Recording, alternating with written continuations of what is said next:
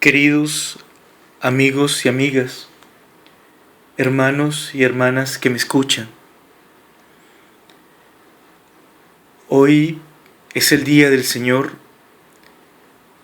y oro a Él para que su palabra sea escuchada por nosotros, no solamente con el oído, sino también con el corazón, para que esta palabra se haga vida en nosotros, en cómo somos, en cómo vivimos, en cómo actuamos. Prácticamente en 2 meses, la propuesta del año de la fe llegará a su final. Por un año, la Iglesia de muchas maneras nos invitó a mirar cómo es que creemos en el Señor y cuánto Él influye su palabra en nosotros. Por eso, la única manera de constatar esto, de cómo es nuestra fe y cuánto ha influido el Señor en nuestra vida, es al ver cómo somos cada uno de nosotros, cómo son nuestras acciones, cómo procedemos, darnos cuenta si hemos madurado, hemos superado. Así que es muy importante, antes de que termine este año, volver a oír la propuesta. Fe es creerle al Señor, creer en Él y permitir que Él afecte toda nuestra vida. Fe es tener la certeza de que su palabra es verdad y que su promesa se cumple en usted y en mí. Así que, una vez más hoy, en el domingo 26 del tiempo ordinario, le invito a que tome la liturgia de la palabra propuesta para este día. Tome como primera lectura, por favor, la profecía de Amós, en el capítulo 6, versículos 1a, 4 al 7. Como salmo, por favor, tome el Salmo 145. Como segunda lectura, tome la primera carta del apóstol San Pablo a Timoteo, en el capítulo 6, versículos del 11 al 16. Y como evangelio, por favor, tome el Evangelio según San Lucas, capítulo 16, versículos 19 al 31. Es importante leer la palabra para comprender de dónde surge esta reflexión. Es importante, antes de leerla, pedirle al Espíritu Santo que te instruya en el conocimiento y en la sed de su palabra. Es mi oración por usted y por mí, para que esta palabra dé frutos que permanezcan, frutos que hagan que usted y yo experimentemos la presencia del Señor. La primera enseñanza está tomada de la profecía de Amós. Este profeta existe más o menos en el año 760 a.C. Él era un ganadero, un hacendado, pero Dios le llama para que preste su palabra, para que Él hable en su nombre. Y este hombre, profeta de Dios, va a un lugar determinado, en un tiempo determinado, bajo un rey determinado. Y dentro de las muchas cosas que dice, en la porción de la palabra que leímos hoy, nos dice lo siguiente: cuando Él llega y mira, se da cuenta de algo. Es un buen momento para la gente. Hay dinero, hay cosas, pero la gente está dejando de confiar en Dios para confiar en lo que tienen, y cada vez se apartan más del Señor, y cada vez se les endurece el corazón y dejan de pensar en los que no tienen. Es verdad, en la vida, todos necesitamos confiar. Queremos sentirnos seguros. El profeta dice, algunos están confiando en lugares. Y es verdad, el lugar es un refugio. Nos protege de la lluvia, del frío, de la gente que podría hacernos daño.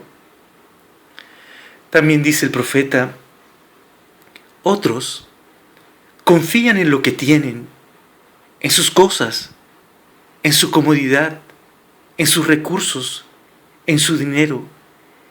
Eso les da sensación de seguridad. Pero pasa algo.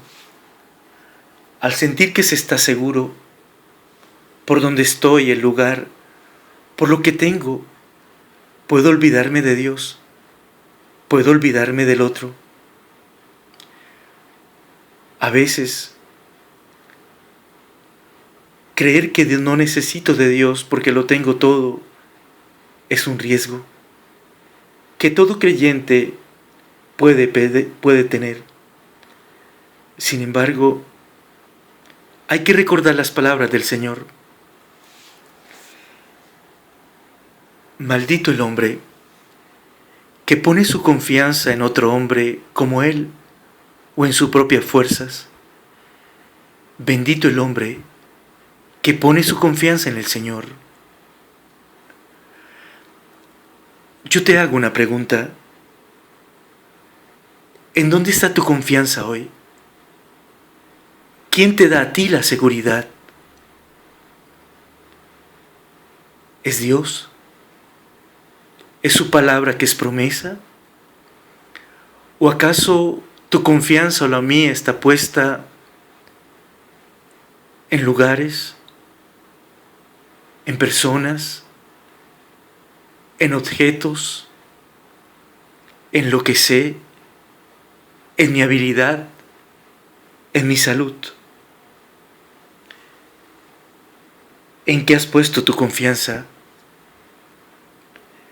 Permítame recordar a Santa Teresa de Jesús, siglo XVI. Ella escribió, nada te turbe, nada te espante. Dios no se pasa, Dios no se muda. La paciencia todo lo alcanza. Quien a Dios tiene, nada le falta. Solo Dios basta.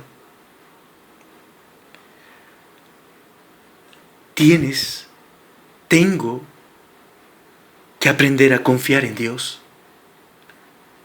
Pero para que puedas confiar en Dios, tienes que conocerlo. Y no conocerlo de oído simplemente, de lo que otros te puedan decir de Él.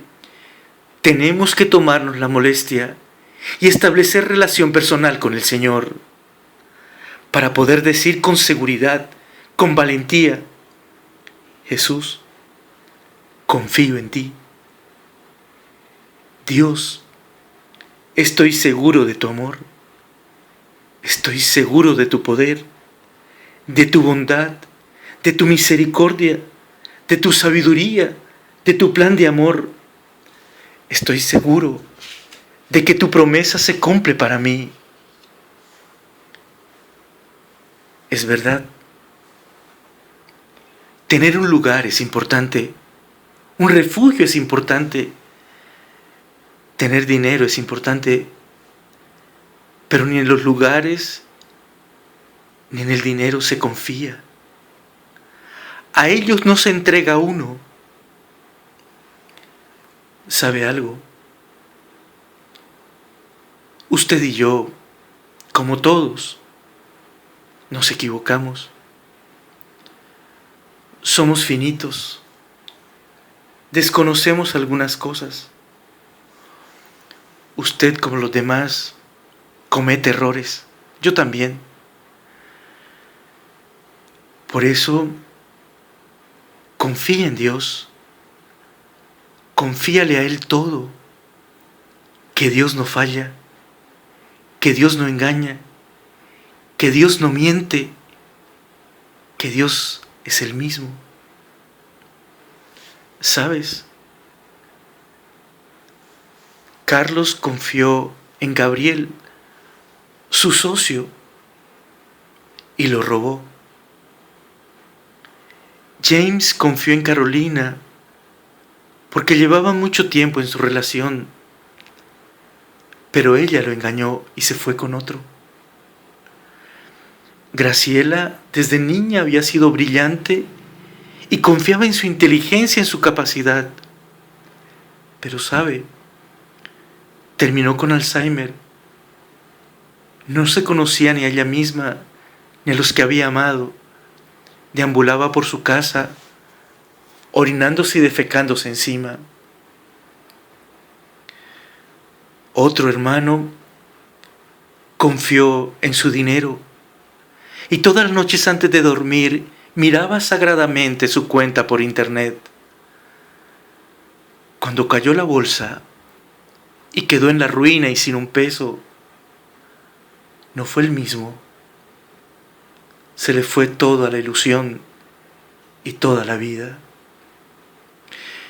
Se puede confiar en la salud, pero necesitamos un instante para estar gravemente enfermos. Lo que intento decirle es que confíes en Dios.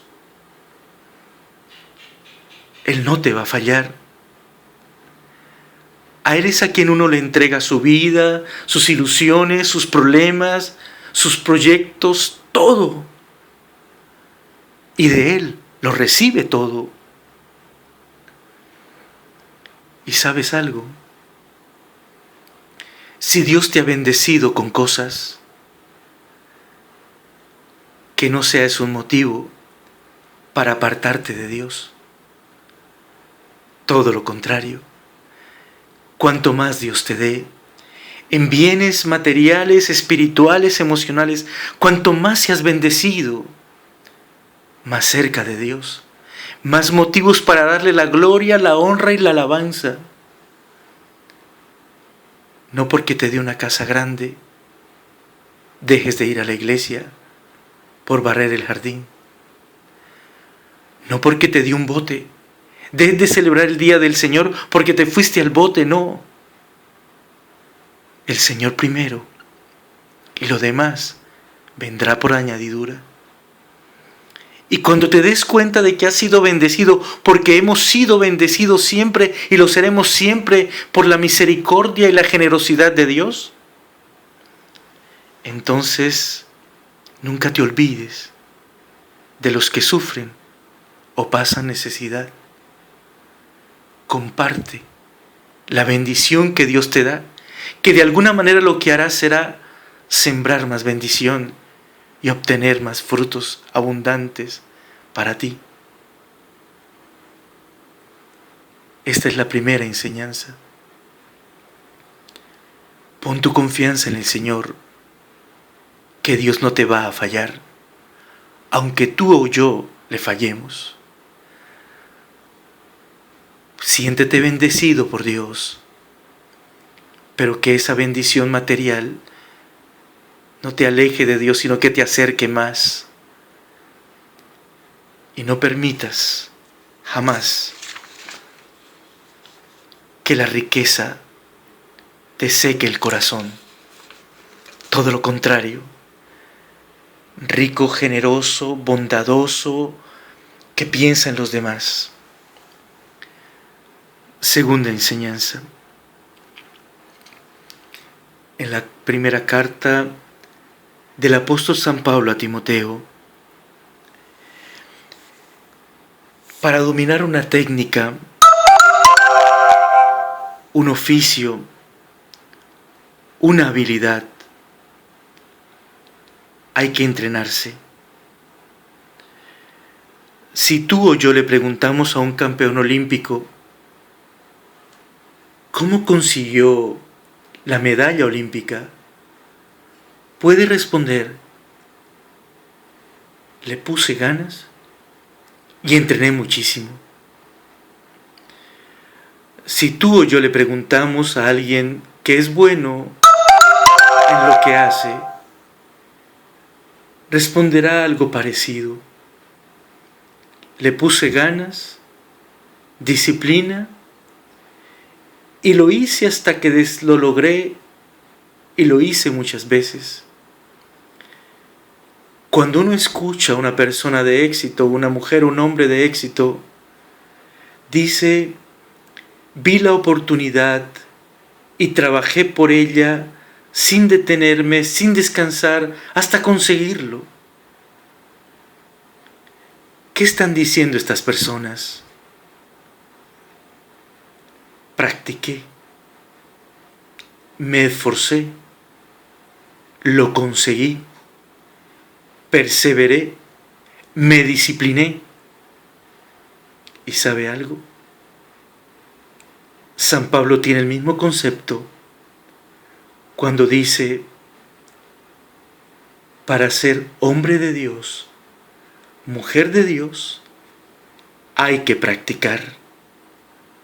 Él dice: practica, es decir, hazlo hasta que te salga natural. Hazlo hasta que no te toque esforzarte. Hazlo hasta que lo consigas. Él dice: oye, practica para ser honrado. Practica para que seas religioso. Practica la fe. Practica el amor. Practica la paciencia. Practica la dulzura hasta que lo logres. Le pregunto, ¿usted practica creerle a Dios? ¿Usted y yo practicamos la verdad hasta decirla siempre? ¿Usted y yo practicamos la honestidad? ¿Sabe algo? Cuando miro el país en el que vivo y miro los males que tiene mi país, me doy cuenta de algo. Es que se nos olvidó practicar. Se nos olvidó practicar la verdad, la honestidad, el amor. Se nos olvidó practicar la integridad. Y por eso, por no practicar, hay corrupción, hay mentiras, la gente tiene precio. Y entonces Pablo insiste: oye, practica los mandamientos, practica la ley de Dios. ¿Por qué será necesario practicar? ¿Sabe por qué? Porque, por ejemplo, usted y yo no sabemos los mandamientos del 1 al 10, los recitamos. Pero si a usted le preguntan o a mí me preguntan: oye, ¿tú dices siempre la verdad? Y aunque tengamos 30 o 40 o 50 años decimos: no, de vez en cuando digo mentiras. ¿Por qué? Porque nos falta decir siempre la verdad, practicarlo hasta que nos resulte. Y es lógico. La gran mayoría de nosotros no alcanza metas, no llega a donde tiene que llegar porque abandona la práctica. No tocamos instrumentos musicales porque no tuvimos la disciplina, no practicamos. No sabemos los idiomas que deberíamos saber porque no tenemos la disciplina, porque no perseveramos, porque no sacamos tiempo, porque no practicamos. No alcanzamos los objetivos de una dieta porque sencillamente a los 2 días nos da pereza y no practicamos y no lo alcanzamos y somos dejados para todo. Hoy Pablo dice: hombre de Dios, mujer de Dios, practica, practica, practica. Y usted y yo tenemos que practicar muchas cosas. Algo tan simple como sonreír. Practique sonreír. Practique ser amable. Practique el respeto. Practique la bondad. Practique el buen trato.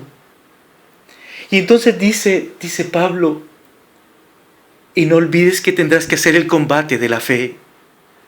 ¿A qué se refiere este hombre? Que cuando uno empieza a practicar, hacerlo todo para la gloria de Dios, le pasará lo que a él le pasaba. Él dice: tenía claro lo que tenía que hacer. pero me pasaba algo. Hacía el mal que no quería hacer y el bien que quería no lo hacía. Lo que él está diciendo es, si no me lo propongo y no lo voy haciendo día tras día para la gloria del Señor, no lo voy a conseguir, porque somos de barro. Pero aparte de eso, porque el enemigo vendrá a impedirnos que demos la medida que da la gloria a Dios. Porque el enemigo nos hará caernos y recordarnos que somos frágiles, vulnerables y de barro. Incluso eso hay que practicarlo, hasta vencer al enemigo. Te pregunto, y por favor te pido que te preguntes, como persona, solo como personas, ¿qué nos falta practicar? ¿El carácter? ¿La dulzura de la que habla Pablo? ¿El silencio? ¿La prudencia? ¿Qué nos falta practicar como personas? Como creyentes. Tú como esposo, como esposa, a mí como sacerdote, como hijo o como hermano, ¿qué nos falta practicar? Y entonces dice el apóstol, practica todo esto teniendo presente a Dios en tu vida. Practica, entrénate y disciplínate, que con ello le darás la gloria al Señor. Claro, claro.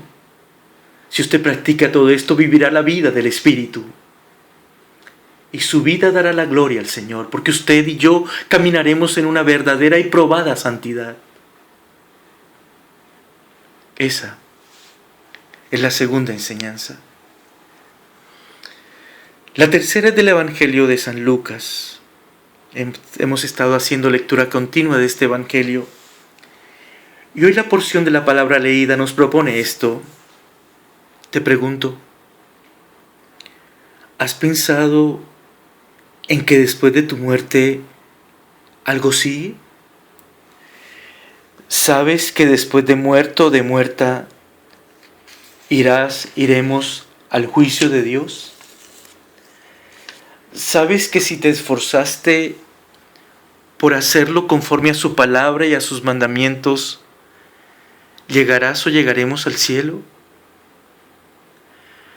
¿Sabes que nuestras acciones, las tuyas y las mías, recibirán aprobación o castigo por parte de Dios?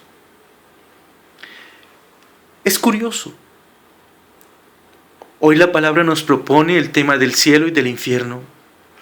Pero hoy nadie quiere el cielo porque no se piensa en ello.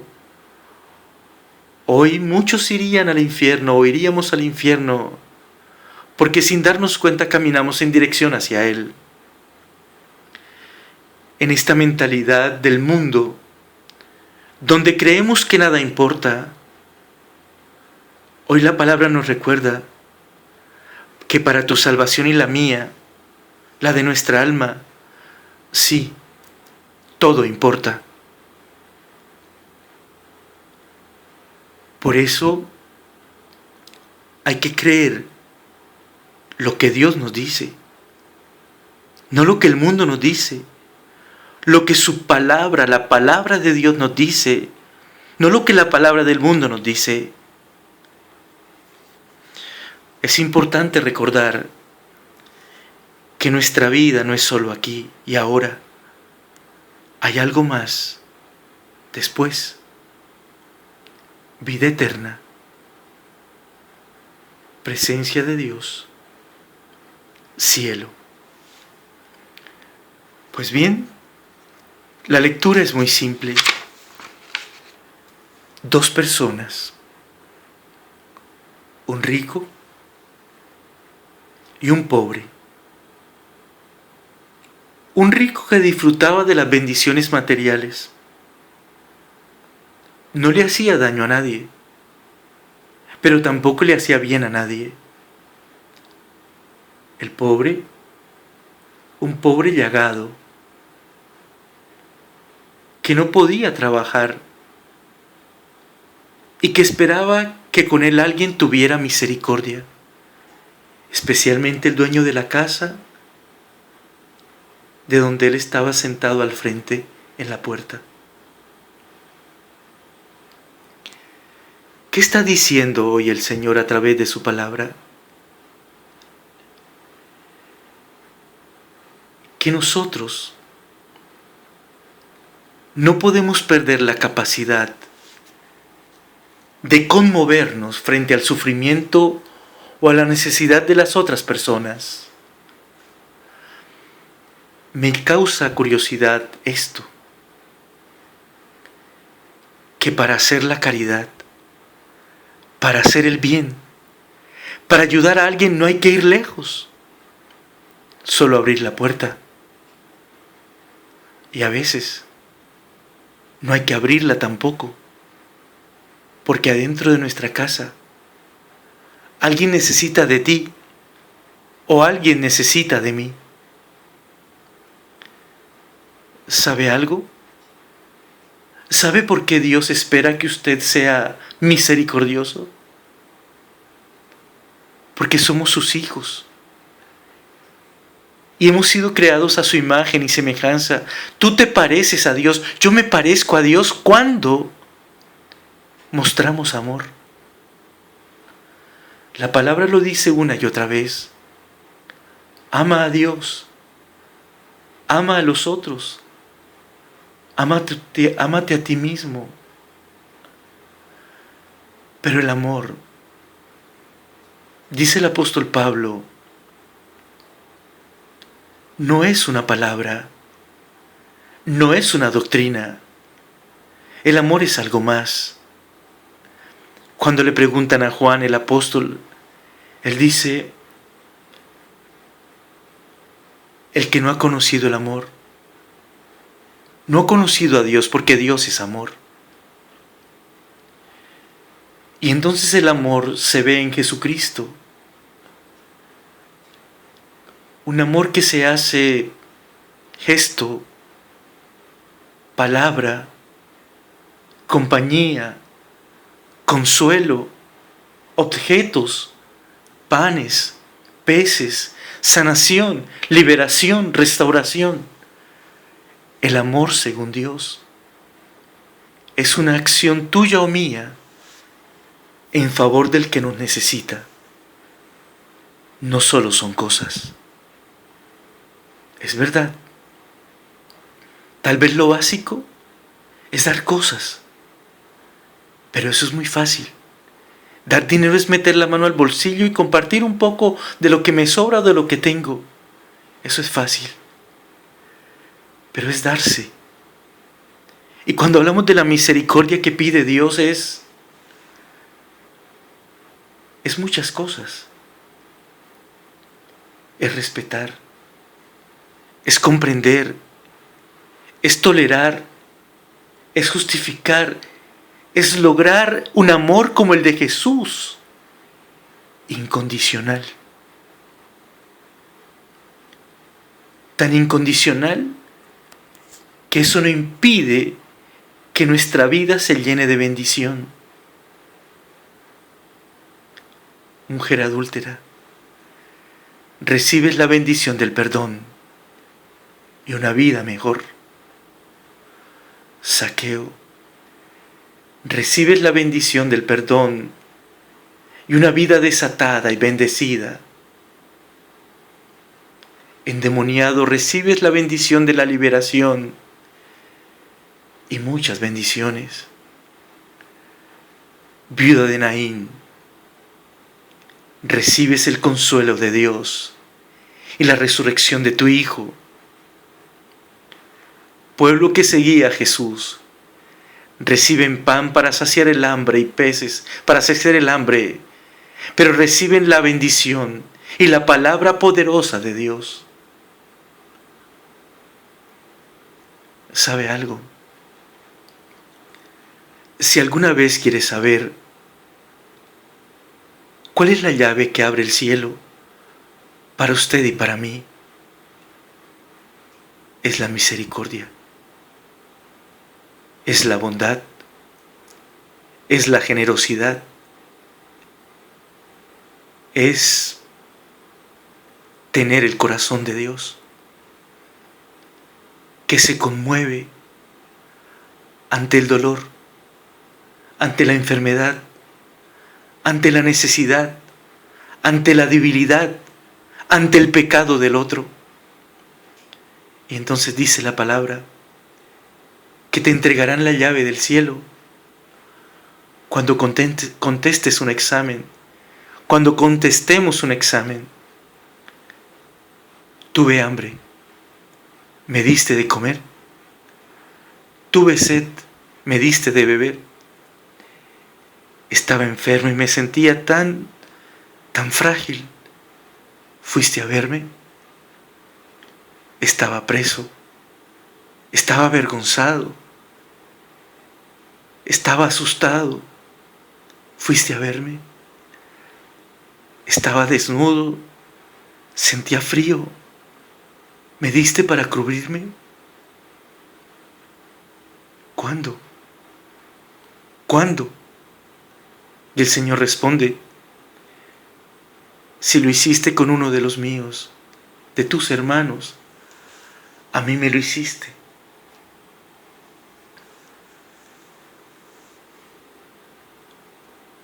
El cielo se consigue desde aquí. Y el infierno se consigue desde aquí. Tú tienes la llave. Yo tengo la llave que abrirá esas puertas. Eres imagen y semejanza de Dios. Parécete a tu Padre, que es amor. Dios es amor. Tú eres amor.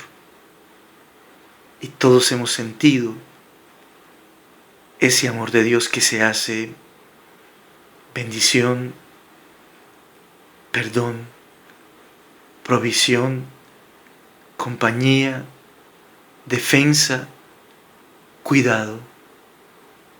De ese amor es que Dios espera que tú, hijo, que tú, hija, le demos a nuestros hermanos. Al final, lo que Dios pide es un corazón que logra sentir lo que siente el otro. A eso lo llamamos compasión. Sentir lo que siente el otro. Comenzará otra semana. Usted y yo volveremos a la rutina de la vida. Mañana se acaba el mes y comienza otro. Así que esta semana practiquemos. Primero, confía en Dios. Entrégaselo todo a Él, que no será defraudado.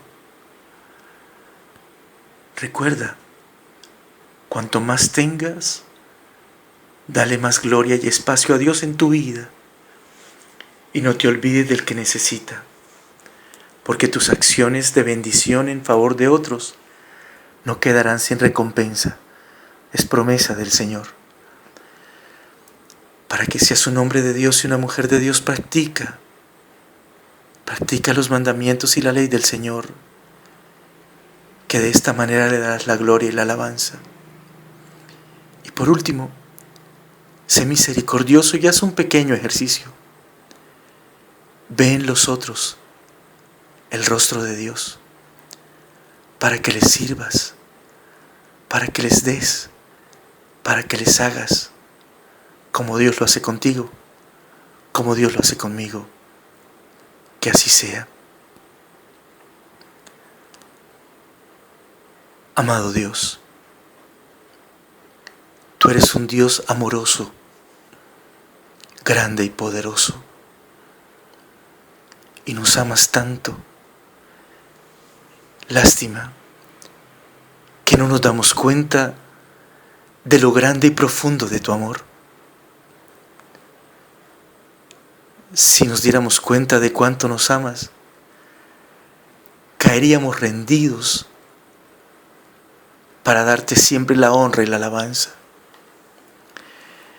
Gracias, Señor, por esta vida que nos das, por esta vida que sustentas, que cuidas, que impulsas, que animas, que sanas. Gracias por nuestros padres. Contigo nos dieron la vida. Tú sí los conoces. Ayúdalos, bendícelos, provéelos, protégelos, sánalos. Haz en ellos tu voluntad. Por cada persona que has puesto en nuestro camino y que por tu voluntad o nuestros errores has quitado de nuestro camino, te damos gracias. Han sido y son importantes para nosotros. Por su esposo y por su esposa, gracias. Por sus hijos y sus hijas, gracias. Por sus nietos y sus nietas, gracias al Señor. Por nuestros hermanos, por nuestras hermanas, Señor, gracias.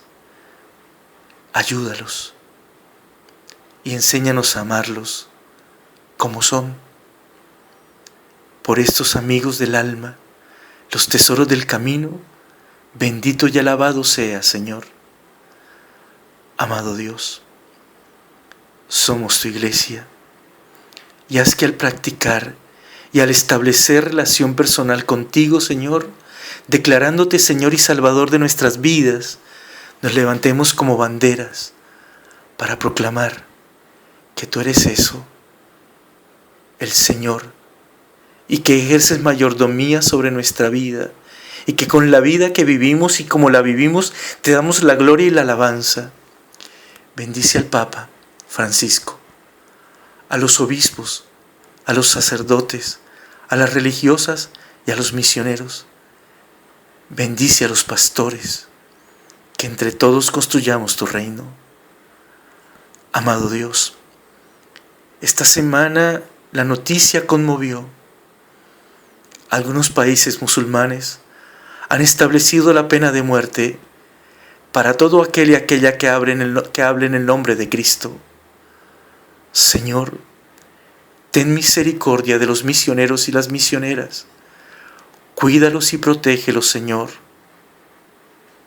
Amado Dios, ponemos en tu presencia a los enfermos, en el cuerpo, en el alma, en el espíritu y en el ánimo.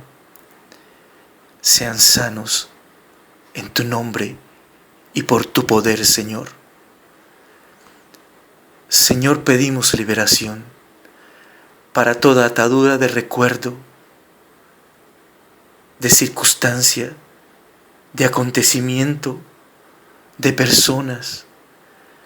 Por tu sangre, la sangre preciosa del Cordero, seamos liberados y desatados de todo aquello que nos impide vivir en la verdadera libertad de los hijos de Dios. Señor, te entregamos la paz del mundo que comienza en nuestro corazón. Te entregamos los proyectos parroquiales para que se viva en plenitud el año de la fe. Te entregamos a los que buscan trabajo, a los que van de viaje, a los que toman decisiones importantes, a los matrimonios que tienen problemas de silencio, de distancia y de desamor.